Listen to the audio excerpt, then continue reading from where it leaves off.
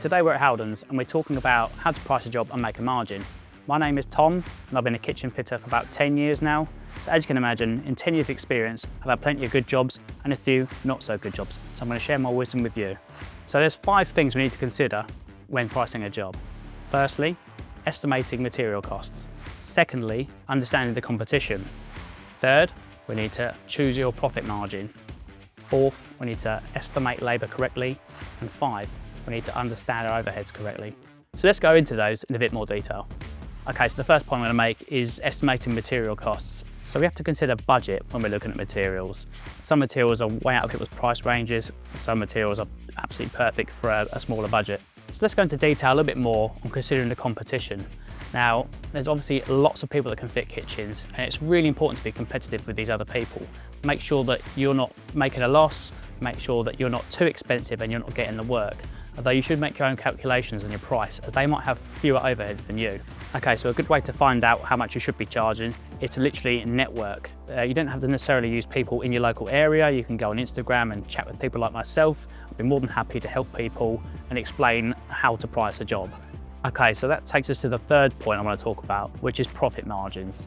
Now, your profit margin is going to be your expenses plus what you actually want to earn in the day. With kitchens especially, this is going to vary from project to project. Some of the smaller, more straightforward kitchens, you're going to make a really good profit margin on because it's going to be easy, straightforward, and you can be in and out.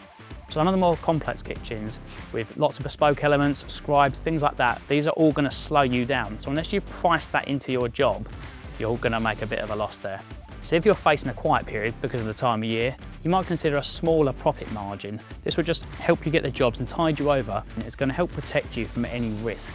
Risk of driving around trying to pick up some more materials, something's damaged or something's missing. A good margin is going to pay for your time to do all that kind of thing. Will also help cover any unforeseen circumstances, things missing, things not being there on time. It's just going to cover your time to go and get those bits and pieces. Without these measures in place, it's going to be really difficult to actually sustain your business, let alone grow. So next up, we're going to talk about estimating labour costs, which is really important. That's what you're going to earn, but also what your subcontractors are going to earn. Now, I obviously use plumbers, plasterers, electricians, and I have to estimate all of their costs based on the plans. I don't get them round to price each job. So a good way of doing this is just to keep looking at invoices they're sending you and making sure that you're covered. Ensuring accurate labour costs is really important for both you and the end user. They know how much you're going to be charging them, and you know how much you're going to earn, helping to maintain trust and profitability.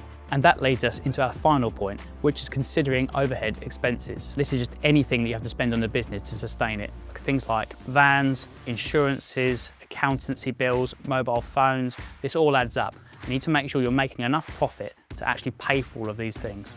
So you've got to consider your monthly costs and also the odd annual bill that will come in. For example, accountancy software, things like that.